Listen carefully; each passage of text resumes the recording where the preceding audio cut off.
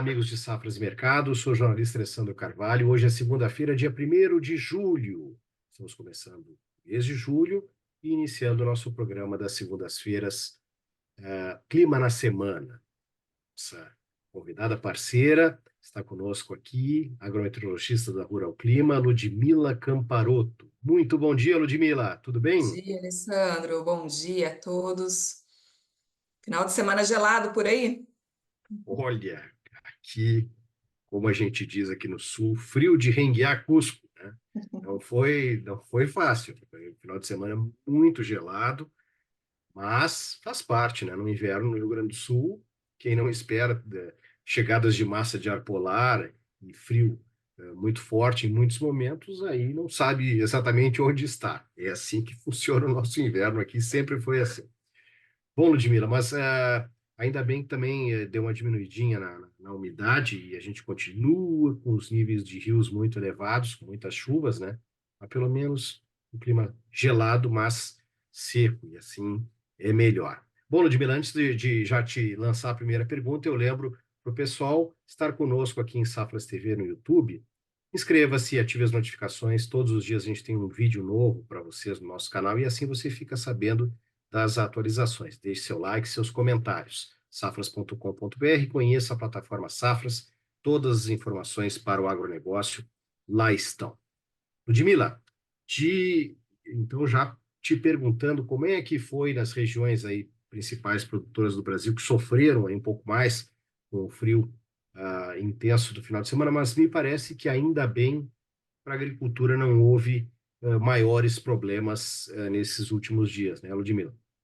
Exatamente, Alessandro. Eu coloquei aqui para vocês, só para ilustrar, as temperaturas registradas no dia 30, que foram aí o período de temperaturas mais baixas, né? O dia de temperaturas mais baixas. A gente ficou, acho, muito dentro do que a gente vinha comentando ali na última semana, né? Em termos de temperatura. Então, Rio Grande do Sul, realmente com temperaturas negativas em grande parte do estado, áreas de Santa Catarina, extremo sul também do Paraná. Então, nós tivemos alguns problemas com a parte de hortifruti, morangos lá no sul do Paraná, mas milho. Em áreas produtoras, as temperaturas ficaram em torno de 5, 6 graus. Então, pode ter tido realmente algumas geadas, alguns problemas, mas de maneira muito pontual. Em áreas ali do sul do MS, algumas áreas do Paraná. E trigo, principalmente ali no Rio Grande do Sul, né, Santa Catarina, enfim, nós não estamos numa fase muito suscetível, né, a perdas devido a geadas. Então, primeiro que o plantio ele está um pouco atrasado, né? Então não pegou nenhuma área aí com risco, né, para o trigo. O grande ponto de atenção em relação a frio para o trigo é ficar lá para o mês de agosto, que vai estar numa fase mais suscetível a perdas se acontecer alguma geada, tá? Mas no geral, olha, observe as temperaturas negativas no Rio Grande do Sul, Santa Catarina, extremo sul aqui do Paraná, né? Nós tivemos temperaturas próximas a -3,5 em General Carneiro. E já no sul do MS, olha, temperaturas em torno de 4,8, 5 graus. Fez frio também no sul de São Paulo, 7, 8 graus, tá? Áreas do sul de Minas, olha, em torno de 8 graus, 9 graus nas áreas mais serranas.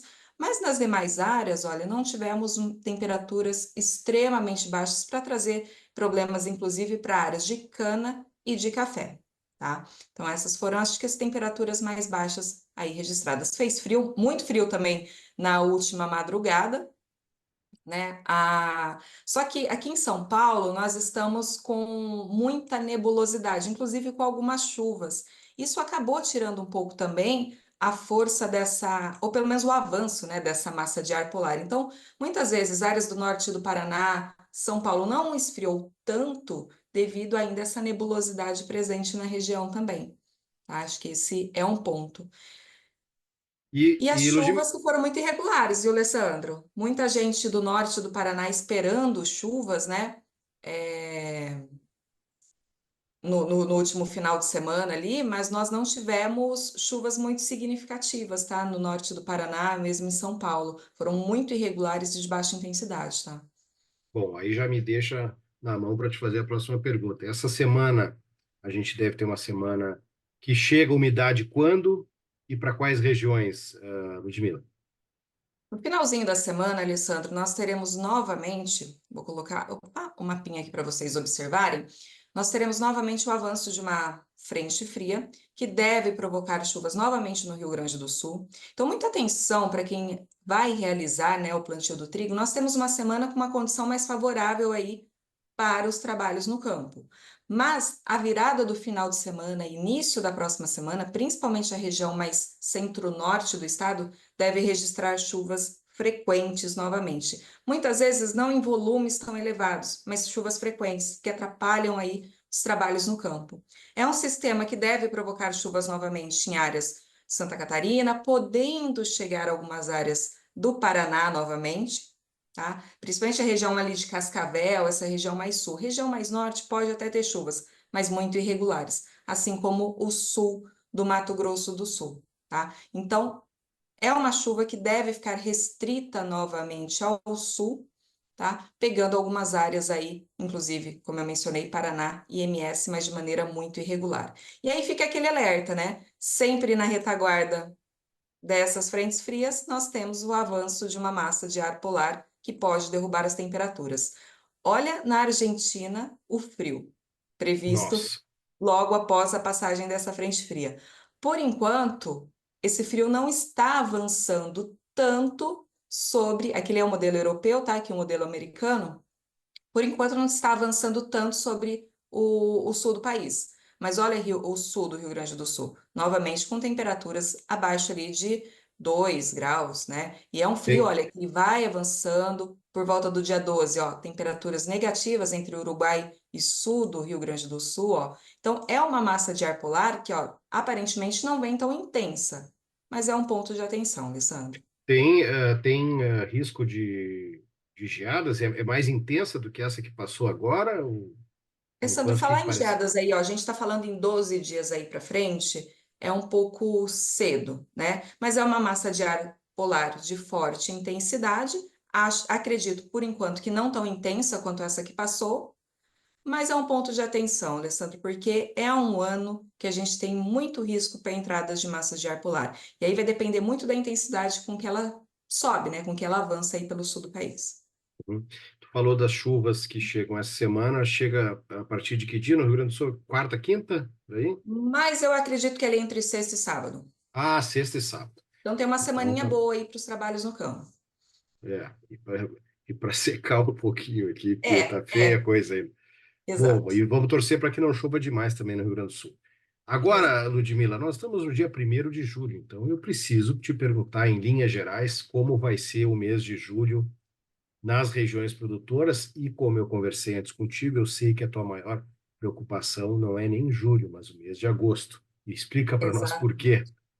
Exatamente, Alessandro. Principalmente pela fase suscetível do trigo, né? Então, quem semeou ali em meados de junho, a primeira quinzena de agosto, ela pode ser bastante complicada se a gente tiver um frio mais intenso. Durante esse mês agora de julho, por mais que a gente tenha uma tendência de frio, ele vai ficar ainda muito restrito essa primeira quinzena, após a passagem dessas frentes frias, mas não é um frio que vai trazer algum problema para o trigo. E a segunda quinzena do mês, ela tende a ser menos úmida.